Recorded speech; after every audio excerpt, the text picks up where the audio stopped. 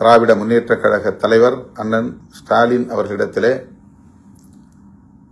இந்த ஆதரவு நல்குவது என்கிற முடிவை நேரிலே சந்தித்து இடதுசாரிகள் எடுத்த முடிவை நாங்களும் எடுக்கிறோம் என்று சொல்லிவிட்டுத்தான் ஆதரவை நல்கினோம். அவர் அதை பெரிதாக எடுத்துக்கொள்ளவில்லை. அதனால் ஒன்றுமில்லை, நீங்கள் ஆதரவு நல்கலாம் என்று இசைவு தந்தார். அமைச்சரவையில் இடம்பெறப்போவதை அவருக்கு தெரிவிக்க முடியவில்லை. ஆனால் முன்னணி அமைச்சர்கள் ஒரு சிலரை நான் தொடர்பு கொண்டு இப்படி ஒரு நிலைப்பாட்டை நாங்கள் எடுக்கிறோம் என்று சொல்லிவிட்டு அதன் பிறகுதான் செய்தியாளர்களை சந்தித்து விசிக அமைச்சரவையில் இடம்பெறுகிறது என்ற அறிவிப்பை செய்தேன். திராவிட முன்னேற்றக் கழகத்தின் தலைமையிலான மதசார்பற்ற முற்போக்கு கூட்டணியில் விடுதலை சிறுத்தைகள் கட்சி 10 ஆண்டுகளுக்கு மேலாக தொடர்ந்து பயணித்து வருகிறது. எந்த அளவுக்கு அந்த தோழமைக்கு நாங்கள் முக்கியத்துவம் கொடுத்திருக்கிறோம், எந்த அளவுக்கு உற்ற துணையாக இருந்திருக்கிறோம், அந்த கூட்டணியை பாதுகாக்க வேண்டும் என்பதில் எங்களால் ஆன பங்களிப்பை எவ்வளவு செலுத்தியிருக்கிறோம் என்பதை திமுக தலைவர் அண்ணன் முத்துவேல் கருணாநிதி ஸ்டாலின் அவர்கள் மிக நன்கு அறிவார். அன்பு இளவல் மேனாள் துணை முதல்வர் உதயநிதி அவர்களும் நன்கு அறிவார். சுற்றி இருப்பவர்கள் ஒரு சிலர் நன்கு அறிவார்கள். ஆனால் அதையும் தாண்டி நாம் எடுத்த இந்த முடிவை திமுக தரப்பில் திரு ஆ ராஜா உட்பட பலர் விமர்சிக்கிறார்கள் என்கிற போது சற்று வலி அளிக்கிறது, வலியாகத்தான் இருக்கிறது. என்றாலும் கூட அவர்கள் ஆதங்கப்படுவதில் நாம் ஒரு நியாயம் இருக்கிறது என்பதை உணர்ந்து கொள்ள வேண்டும். அதாவது திமுகவை கடுமையாக விமர்சித்துக் கொண்டிருக்கிற தாவேகாவோடு நாம் கைகோர்ப்பதை அல்லது அவர்களோடு களத்தில் நிற்பதை அல்லது அவர்களுக்கு ஆதரவு அளிப்பதை அவ்வளவு எளிதாக எப்படி திமுக தொண்டர்களால் கடந்து செல்ல முடியும்?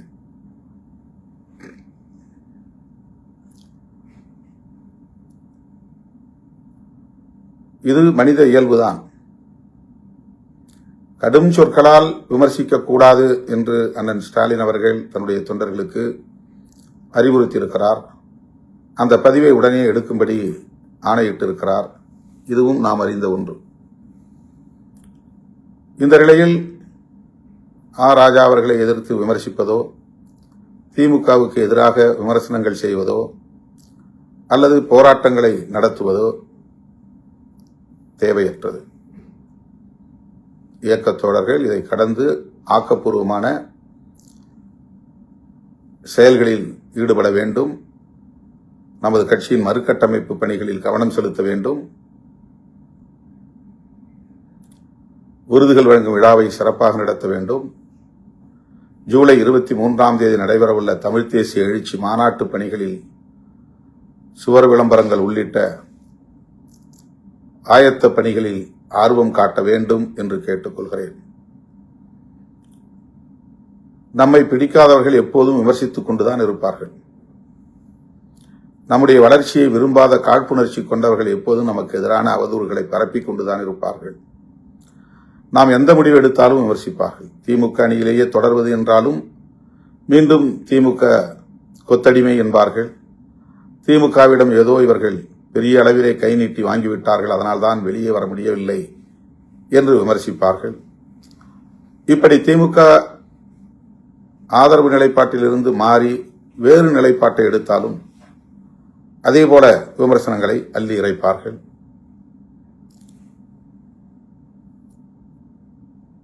இப்போது காங்கிரஸ்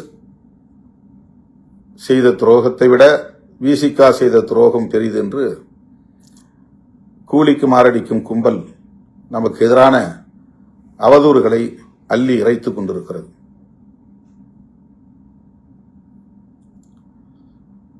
தேர்தலுக்கு முன்பே ஆதவர்ஜினாவோடு திட்டமிட்டு நாம் சதி செய்தோம் என்றெல்லாம் சொல்லுகிறார்கள்.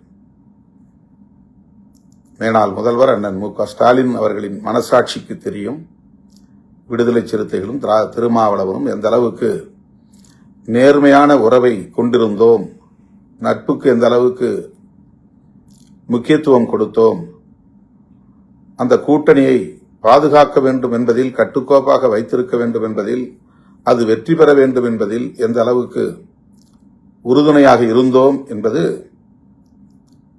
அண்ணன் அவர்களின் மனசாட்சிக்கு தெரியும். வேறு யாருக்கும் இது தெரிய வேண்டும் என்பதில்லை. எனவே என் உயிரின் உயிரான விடுதலை சிறுத்தைகளுக்கு நான் வேண்டுகோள் விடுக்கிறேன். இந்த பிரச்சனையை ஊதி பெருக்க வேண்டாம், விட்டுவிடுங்கள், கடந்து செல்லுங்கள்.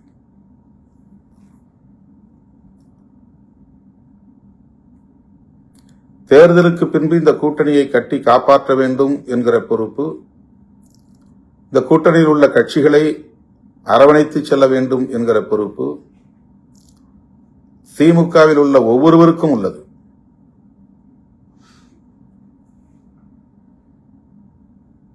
இதில் நாம் பெற்றிருக்கிற வெற்றியாக இருந்தாலும் அல்லது தோல்வியாக இருந்தாலும் அதற்கு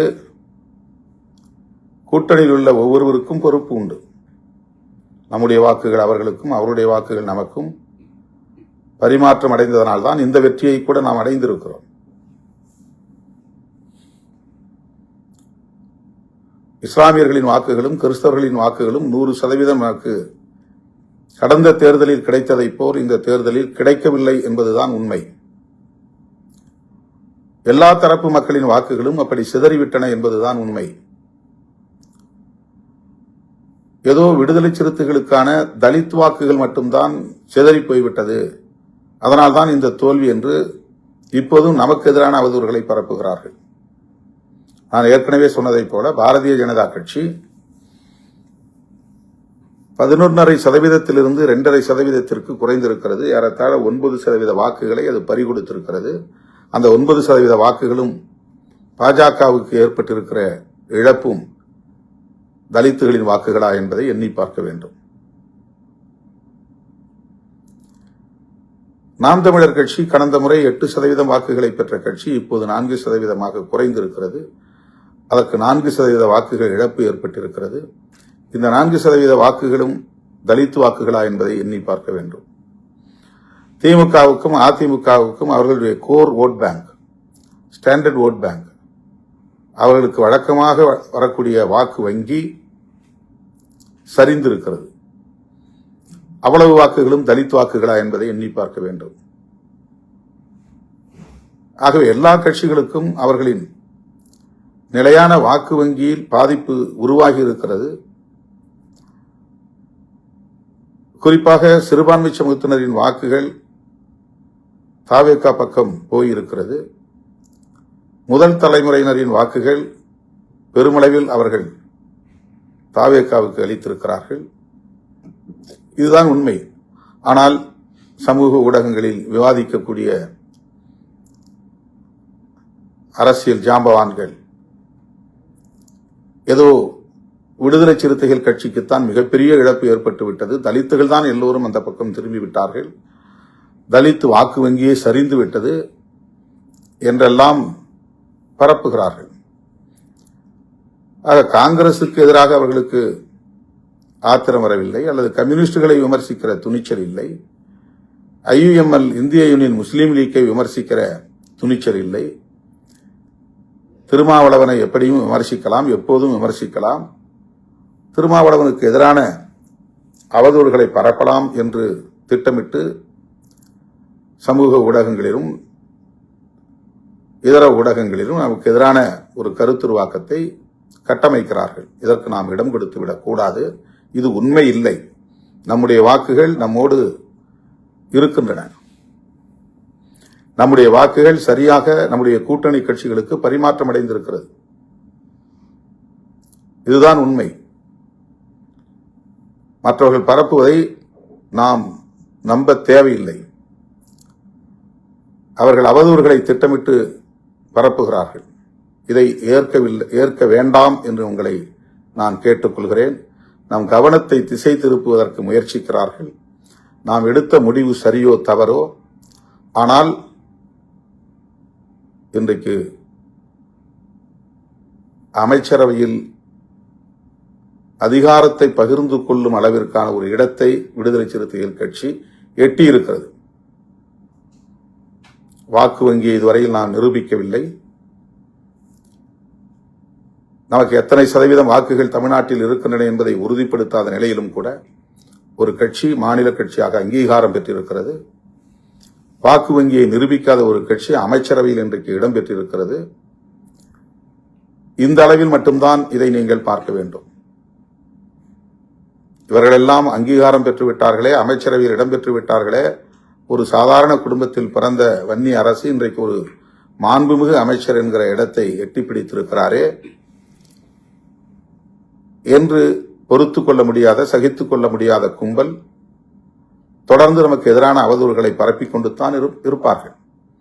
திருமாவளவன் அதிகாரத்துக்காக அலைகிறார், பதவி பித்து பிடித்து அலைகிறார், பதவி வெறி பிடித்து அலைகிறார் என்றெல்லாம் சொன்னார்கள். ஏதோ நான் துணை முதலமைச்சராவதற்காக பேரம் பேசிக் கொண்டிருக்கிறேன் என்பதைப் போல, நானே அமைச்சராவதற்கு ஆசைப்படுகிறேன் என்பதைப் போல, வன்னியரசுதான் அமைச்சர் என்று அறிவித்த பிறகு அவர்கள் அத்தனை பேரின் முகத்திலும் கரி பூசி இருக்கிறோம். அவர்கள் நினைத்தது பொய் ஆகிவிட்டது, பொய்த்து போய்விட்டது. எத்தனையோ முறை பாரதிய ஜனதா அமைச்சரவையிலேயே இடம்பெறுவதற்கு வாய்ப்பு இருக்கிறது என்று பல பேர் வந்து என்னிடத்திலே ஆசை காட்டிய வரலாறு உண்டு. அப்போதெல்லாம் மயங்காதவன் இப்போது இந்த அமைச்சரவையிலே இடம்பெறப் போகிறோம் என்ற கதையை கட்டினார்கள், பரப்பினார்கள். அது உண்மையில்லை என்பதை நாம் இன்றைக்கு நடைமுறைப்படுத்தி காட்டியிருக்கிறோம். ஒரு எம்பி கிடைத்தாலும் அது நமக்குத்தான் என்று ஆசைப்படுகிற பல பேர் இருக்கிற இந்த அரசியல் களத்தில், ஒரு அமைச்சர் கிடைத்தாலும் அது நமக்கே, நம்முடைய குடும்பத்திற்கே என்று ஆசைப்படுகிறவர்கள் இருக்கிற அரசியல் களத்தில் அப்படி இல்லை.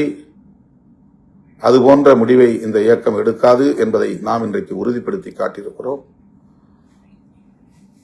கூட்டணி ஆட்சி முறையை அங்கீகரித்திருக்கிறோம். தமிழ்நாட்டில் கூட்டணி ஆட்சி முறை வர வேண்டும் என்று முதலில் முன்மொழிந்த இயக்கம் விடுதலை சிறுத்தைகள் கட்சி. அப்படி ஒரு சூழல் காலத்தின் கட்டாயத்தால் உருவாகி இருக்கிறது. அமைச்சரவையிலே இடம்பெறுகிற ஒரு வாய்ப்பு கனிந்திருக்கிறது.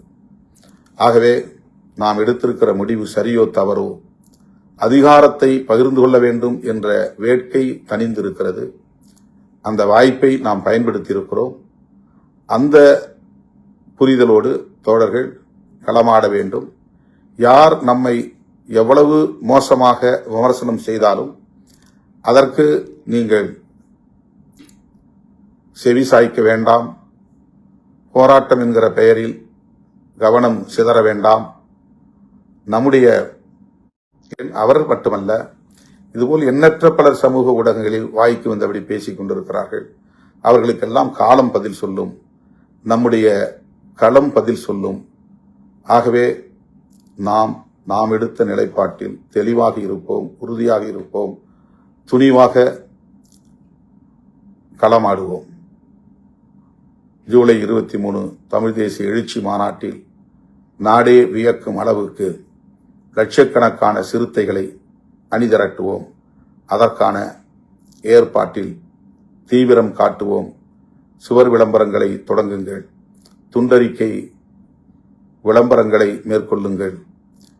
கிராமம் கிராமமாக சென்று பெண்கள், குழந்தைகள், இளைஞர்கள் உட்பட அனைவரையும் திரட்டுவதற்குரிய கவனத்தை செலுத்துங்கள். நாம் அவதூறுகளுக்கு முகம் கொடுக்க வேண்டாம். அது நமக்கு பாதிப்பை ஏற்படுத்தும். அவதூறு பேசுகிறவர்கள் பேசிக்கொண்டே இருக்கட்டும். நம்முடைய இலக்கில் கவனம் செலுத்துவோம் என்பதை சொல்லி முடிக்கிறேன். நன்றி, வணக்கம்.